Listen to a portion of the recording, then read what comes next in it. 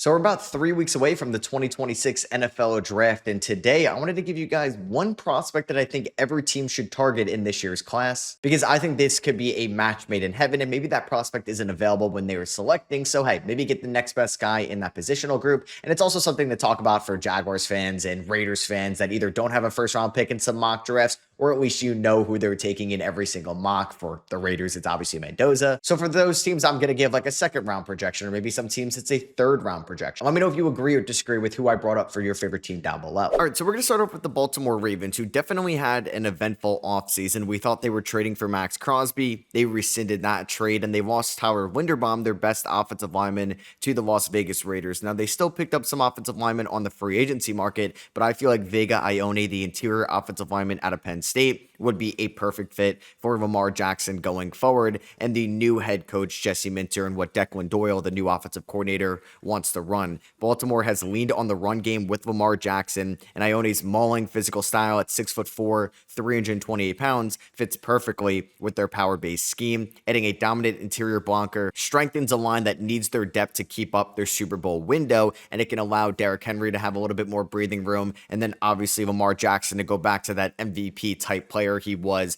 in 2023 and 2024. And I know it's not a flashy pick going interior offensive lineman here. Maybe you could talk about a receiver for the Baltimore Ravens. Maybe that happens on day 2. But if Vega Ioane's there, I feel like he will be off the board to the Baltimore Ravens at 14. These offensive linemen will go earlier than we think. Last year, Tyler Booker and Kelvin Banks went in the first half of the first round, and I expect the same with the former Nittany Lions. The Pittsburgh Steelers, and there's definitely plenty of players they could target at 21. They could target a quarterback, a wide receiver, or an offensive lineman, but I would like to see them address the secondary on day 2 or day 3, and I would love for them to target Keontae Scott, the corner out of Miami, who played in the college football playoffs. He played in the national championship game for the Hurricanes. The Steelers did add Jamel Dean in the offseason in free agency, but he's not on the younger side. Joey Porter Jr. can step up as a cornerback 1 for this team going forward, as he showed flashes of that last year. They lost James Pierre to the Minnesota Vikings this offseason, and the Steelers desperately need a little bit more cornerback help going forward, and Scott's physicality and willingness to absolute hammer opponents from the nickel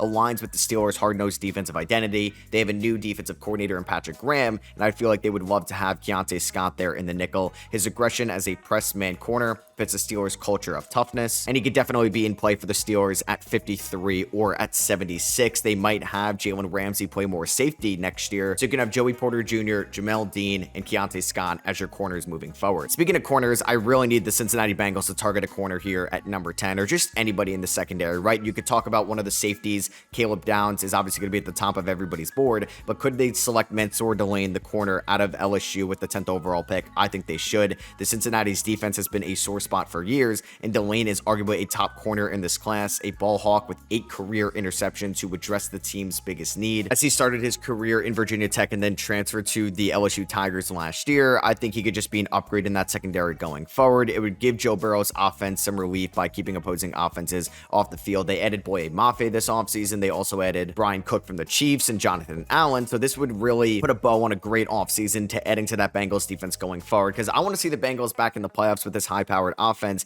They should address defense no matter what here with the 10th overall pick, and you can go Mansour Delane, but like I said, you can go with anybody in the secondary, Caleb Downs, or maybe Jamad McCoy out of Tennessee. And for the Cleveland Browns, either at 6 or maybe he falls all the way to 24, I would actually like to see them add a receiver in this draft, and I think they should target Jordan Tyson out of Arizona State. I think we're getting a little bit of prospect fatigue around Jordan Tyson, similar to what we saw last year with Tim McMillan, and Cleveland's offense has struggled to surround their quarterback with weapons over the years, and Tyson is considered to be one of the most talented pass catchers in this class. I think he could be a natural number 1 with elite hands. He just had 1 drop in 2025. His route running and dynamic playmaking ability gives whoever is under center a legitimate go-to target. Now, unfortunately for Browns fans, it might be Deshaun Watson next year, but if it's Shedeur Sanders or somebody else as your long-term quarterback going forward, Jordan Tyson would be great for this team. I'm not sold on Cedric Tillman and Jerry Jeudy being top pass catchers for this team going forward, so now you'd have Quinshon Judkins and Jordan Tyson as your top 2 playmakers, along with Harold Fannin, which will be great for whoever their next quarterback is going to be.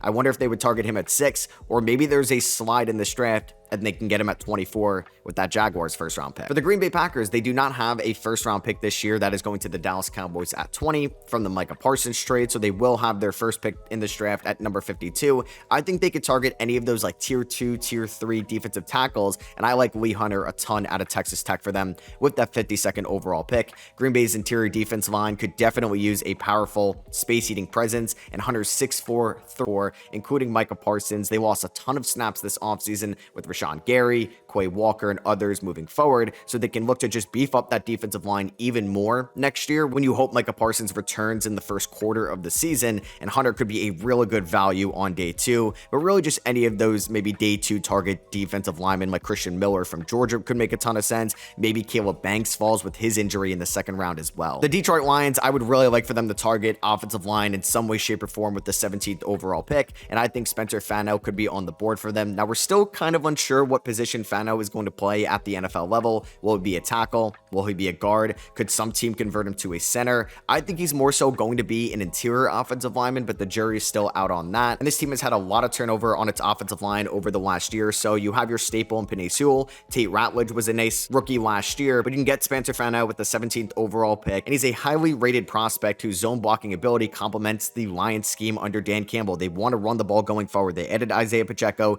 They obviously have one of the best running backs in the NFL in Jahmyr Gibbs, and Fano's athleticism and footwork in the run game would fit seamlessly next to Penei Sewell and some of the other guys on that Detroit Lions offensive line. So either it's Spencer Fano, maybe it's Monroe Freeling, maybe it's Vig Ione, or maybe it's Blake Miller from Clemson. They got to target one of those guys with the 17th overall pick. For the Minnesota Vikings, I'd like to see them go out and get Dylan Thieneman with the 18th overall pick in this class, but really could be anybody in that secondary. Maybe they like Emmanuel McNeil-Warren more. Maybe they like Jamad McCoy if he does fall to 18, even though he had a great pro day. But Minnesota's defense can definitely use an impact safety, and I believe Dylan Thieneman, the way he tested at the combine and last year at Oregon, is NFL ready from day 1. He's been praised as an outstanding athlete who contributes against both the run and the pass. I feel like his range and instincts would slot right into Brian Flores' aggressive defensive system perfectly. And yeah, we're going with the obvious, one former white safety in Minnesota from Harrison Smith to another one here in Dylan Thieneman. And I mentioned him earlier, but I would love Emmanuel McNeil-Warren to the Chicago Bears at pick 25. Chicago has had a lot of secondary turnover this offseason. With Nashawn Wright going to the Jets, they lost a ton of safeties in Jaquan Brisker and Kevin Byard, so they can go out and get Emmanuel McNeil-Warren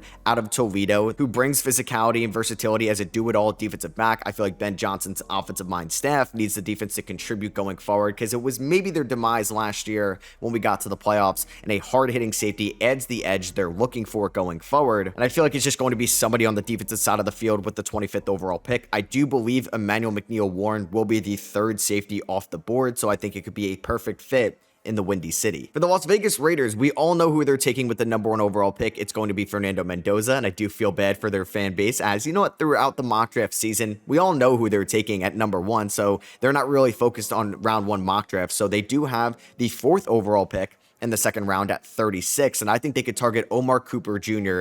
out of Indiana. Vegas is still in rebuild mode, and they just added Kirk Cousins, but they're going to need some more offensive weapons going forward. They have Brock Bowers, they have Ashton Genty, but Cooper provides a dynamic playmaker to help develop their young quarterback situation for the long term. Last year at Indiana, he had 69 catches, 937 yards, and 13 touchdowns. And even if Kirk Cousins is the starting quarterback throughout the 2026 season, they need another receiver out there. They traded away Jacoby Myers last year. Are they going to rely on Dante Thornton and Jack Bech? Maybe they signed Jalen Nailor this offseason, but I feel like getting Omar Cooper gives the Raiders a credible threat on the perimeter as they try to establish an identity on offense. And now if we have Omar Cooper Jr., Thornton, Bech, Nailor, Brock Bowers, Michael Mayer, and Ashton Genty, all for Fernando Mendoza with a reworked offensive line of Jackson Powers Johnson going back to a more natural position. You bring in Tyler Linderbaum, a healthy Colton Miller. This could actually be a top 16 offense in the NFL next year with their new head coach in Clint Kubiak. For the Kansas City Chiefs, I would like for them to address defense here at number 9. I could definitely see the reasoning for selecting an offensive lineman or maybe a receiver,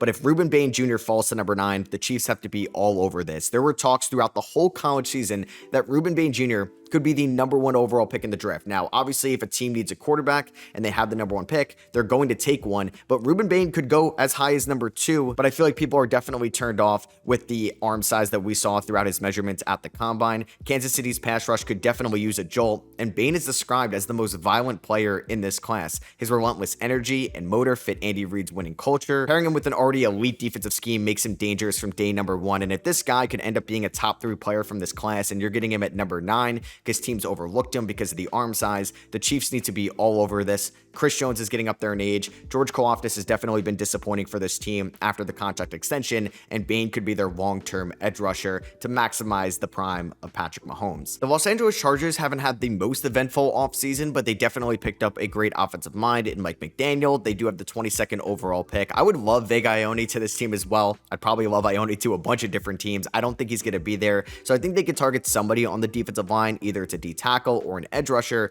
I like for them to target Keldrick Falk out of Auburn. Like Ruben Bain, Falk was definitely projected to be around a top 10 pick throughout most of the college season. People have been maybe turned off a little bit of Keldrick Falk moving forward, at least over the last few weeks, but at 6'6", 276 pounds, he's got tremendous upside. Falk can give the Chargers a versatile disruptor along the defensive front. He's still 21 years old. He's still a raw edge rusher, so it's more so a long-term investment, but I feel like he could be a premier edge rusher once they eventually move on from Khalil Mack, and they need to just get younger on that defensive side of the field, or at least more so in that front seven, and the former Auburn Tiger could be perfect for the Chargers at 22, but maybe if he's off the board, they could still target somebody like Peter Woods or TJ Parker, Caden McDonald, somebody like that. I'd like to see the Chargers add to the front seven at 22. And for the Denver Broncos, they just traded away the 30th overall pick for Jalen Waddle, so we're targeting somebody late in the second round at #62. Eli Stowers makes a ton of sense. The Evan Ingram experiment did not work out last year, and Eli Stowers could be a great receiving target for them going forward, maximize this offense around Bo Nix, and I feel like it would just give Nix a reliable safety valve over the middle of the field. He fits the timeline with this team going forward. Sean Payton has historically loved using the tight end position, and maybe you can have some creative personnel lineups out there with Evan Ingram and Eli Stowers. Now we would add Stowers with maybe a year 2 breakout from Pat Bryant, Courtland Sutton, Jalen Waddle, Mims, Franklin, Ingram. Los Angeles Rams do have a first-round pick at 13 that came from the Atlanta Falcons on a draft night trade last year, and they could definitely target a couple different positions there, but I would love for them to just keep adding to that secondary, so I would love the fit of D'Angelo Ponce to the Rams at pick 61. Not sure if he's going to be here when they're on the clock, so maybe they'd have to move up a couple spots, but you add Watson, you add Trent McDuffie and give him an extension. Let's just add to that secondary even more. They got torched throughout the playoffs, and adding a slot corner like Ponce, who plays up in size,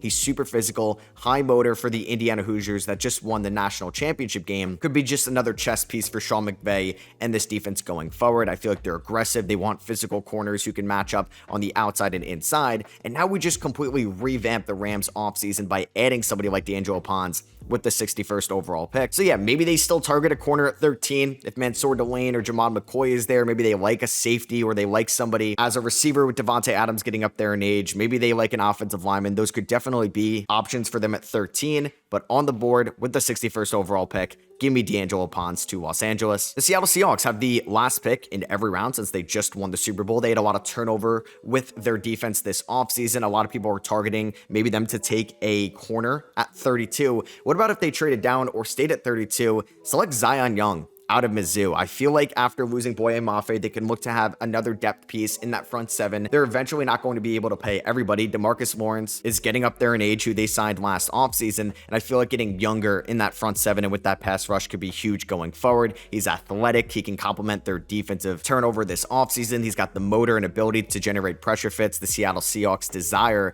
to build just more a disruptive front seven to go back-to-back next year. He had 6.5 sacks, 42 tackles, 2 pass deflections, and 2 forced fumbles. 6'6", 262 pounds. This might be a match made in heaven for Aiden Dirty, their defensive coordinator. So here we go, the Arizona Cardinals. I'm going to have them target, or at least some player they should end up drafting, Ty Simpson, the quarterback out of Alabama. I would not like it for them at number 3. This would either have to be a huge trade down or trading back up into the middle of the first round from pick 34. It's definitely possible. Maybe there is a realm where he is available at pick 34, but they need to add somebody going forward. I don't really want to see Gardner Minshew and Jacoby Brissett as their quarterbacks next year, only on the roster. So let's invest in Ty Simpson for Mike LaFleur, the new first-year head coach. They're searching for their long-term answer at the quarterback position. They cut Kyler Murray this offseason, and I feel like his arm talent and mobility could fit what Mike LaFleur is trying to build going forward. He'd have Trey McBride, he'd have Marvin Harrison Jr., he'd have Michael Wilson. Hopefully, Tyler Algier could step up as an RB1, a returning James Conner, maybe a healthy Trey Benson, and they could invest in offensive line at number 3 in Francis Maianoa so they could just protect Ty Simpson going forward. And if you think there's a chance he could become a franchise quarterback,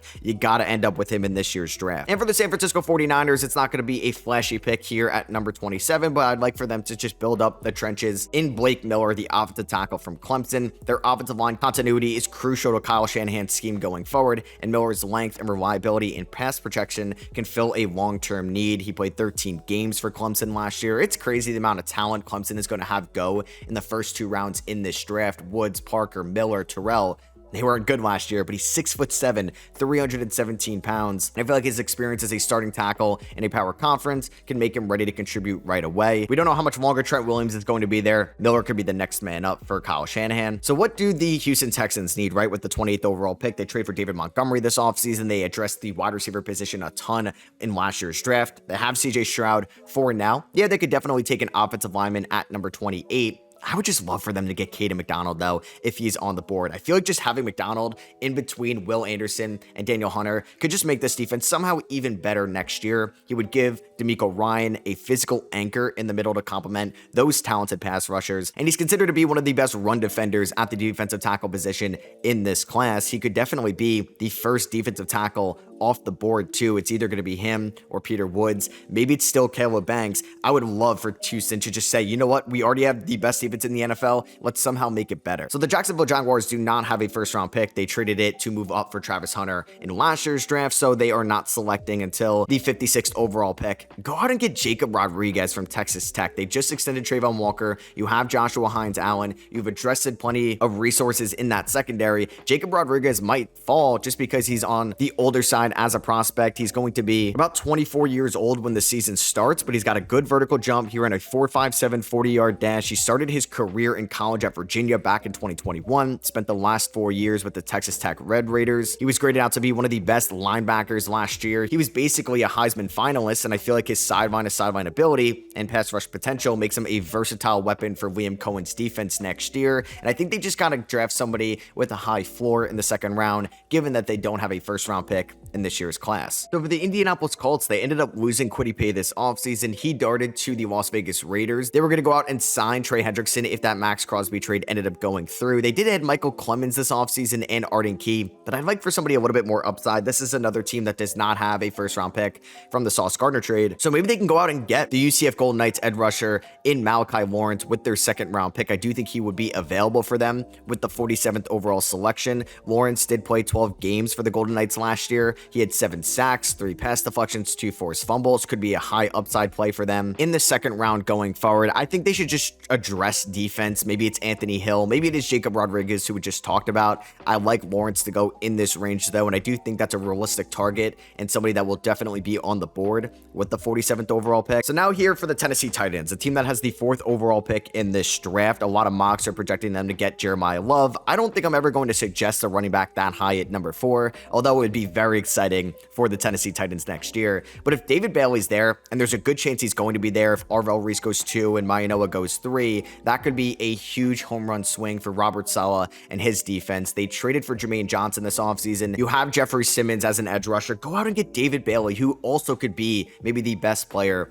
in this class. David Bailey last year had 14.5 sacks for the Texas Tech Red Raiders in a better conference coming over from Stanford as a transfer. He had 19.5 tackles for loss, 52 tackles as a whole, 3 forced fumbles. And there's definitely some question marks about maybe his first step or his bend, but you could see the potential there. And if he can complement Jeffrey Simmons, I would love this for Tennessee, who just needs any type of playmakers they can get on the defensive side of the field. And hey, with some free agency additions this offseason, like Alontae Taylor and John Franklin Myers as well on that defensive line, this could actually be a sneaky top 16 defensive unit next year. One of my favorite offseasons so far, the New Orleans Saints, and it's hard not to get excited about the Saints next year with the way Tyler Shough played when he was named as the starter midway through the same season. You have Chris Olave as a wide receiver 1. They add Travis A-Chain now. And you have 2 young tackles in Talise Fuaga and Kelvin Banks. You added David Edwards this offseason. Go out and get a second receiver for Tyler Shough moving forward. Right now on their depth chart, their wide receiver 2 is Devon Vele, and it's Bub Means, Mason Tipton. Go out and get Carnell Tate with the 8th overall pick, and maybe he's off the board, so this ends up being a Jordan Tyson or Makai Lemon.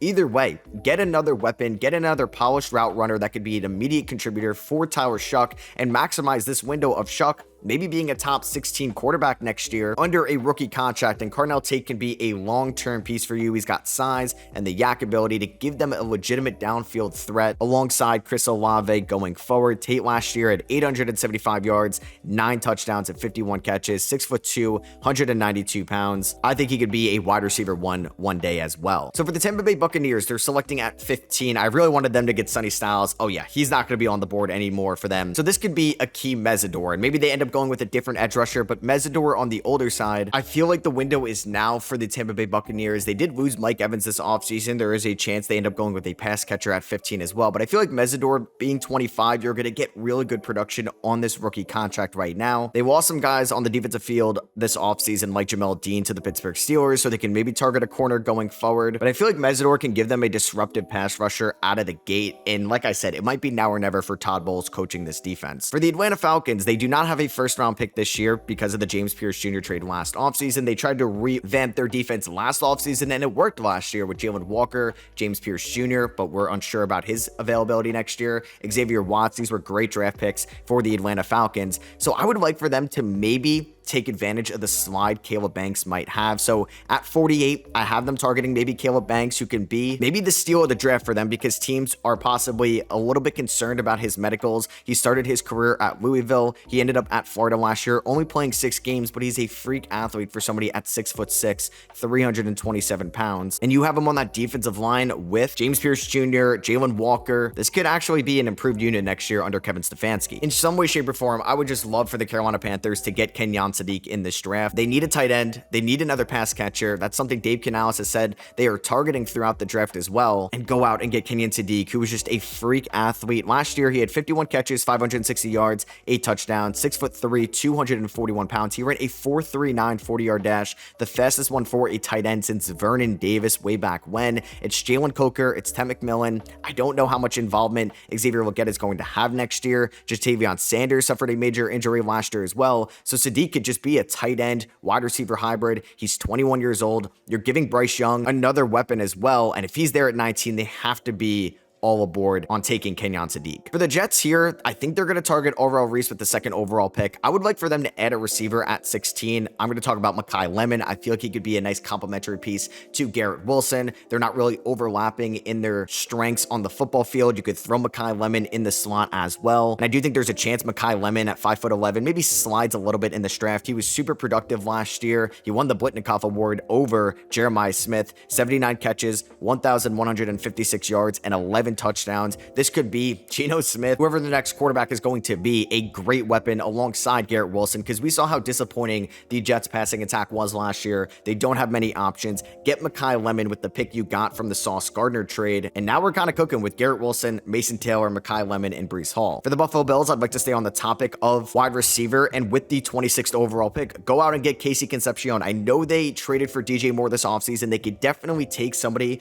on the defensive side of the field, but getting Concepcion could be somebody that can create separation with his hands. He's very quick. Last year for Texas A&M at 5'11", 196 pounds, 61 catches, 919 yards, 9 touchdowns. I just want another offensive weapon to unlock this team around Josh Allen. The window is now. DJ Moore, Khalil Shakir, Casey Concepcion, Dawson Knox, Dalton Kincaid. We can roll with that. So the Miami Dolphins are definitely going to target a corner at some point in this draft, but they could definitely go with the wide receiver at number 11. I think they could be all aboard Avion Terrell or Colton Hood at number 30. Hood is probably a little bit more realistic, but Terrell did just suffer an injury, so that could end up appearing for them at number 30. They've had maybe the worst secondary in the league over the last few years. They traded away Minkah Fitzpatrick this offseason. They just signed a bunch of veteran minimum cornerbacks as well, so getting somebody like Colton Hood, who stepped up as the Tennessee CB1 last year with the Jamal McCoy injury, injury makes a ton of sense for Jeff Hafley and this new defense going forward. And for the Patriots, I think they could target Cassius Howell with the 31st overall pick.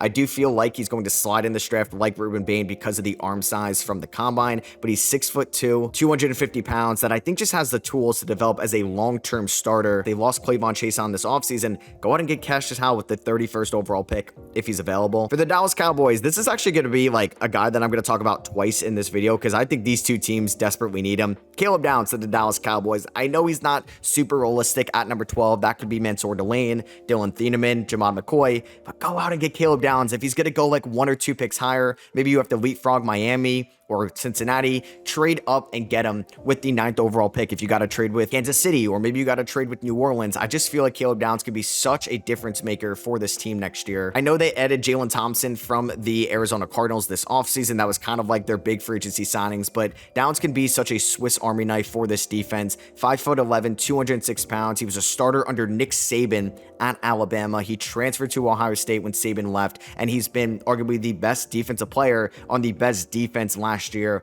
Ohio State's defense was loaded, and I feel like Dallas can get such a high floor, high ceiling prospect. And yeah, we're going to just talk about Caleb Downs again, because I think the Washington Commanders should be all over Caleb Downs with the 7th overall pick. Maybe they end up going with somebody like Jeremiah Love or David Bailey, or maybe a wide receiver, but getting Downs to kind of perfect this defensive offseason, I would just love that for them. They go out and get Leo Chanel. They pay big time money for Odafe Owe. They add Nick Cross and Amik Robertson and Clayvon Chase on. Adding Caleb Downs would just make this defense so much better next year. They're obviously prioritizing youth and athleticism from what we've seen Adam Peters do this offseason, and Caleb Downs can put a bow on that. So first time talking about him here today, Sonny Styles should be the target for the New York Giants with the 5th overall pick. Yes, Jeremiah Love would be so much fun, and I honestly think they should also look at wide receiver or offensive lineman with the 5th overall pick, but Sonny Styles is such a freak athlete. 6'5", 244 pounds. He ran a 4.46 40-yard dash, a 43.5-inch vertical, a 134-inch broad jump. He had 82 combined tackles last year for the best defense in the country for the Ohio State Buckeyes. I feel like he just has the upside and athleticism just to make him the biggest building block piece for the Giants going forward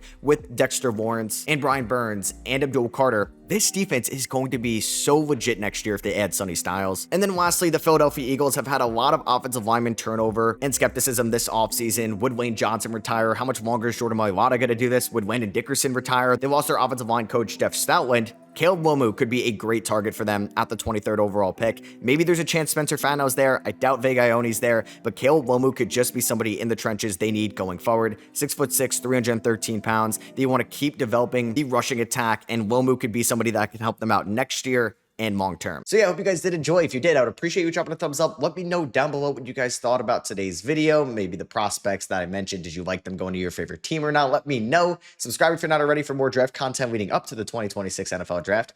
Catch you on the next one. Peace.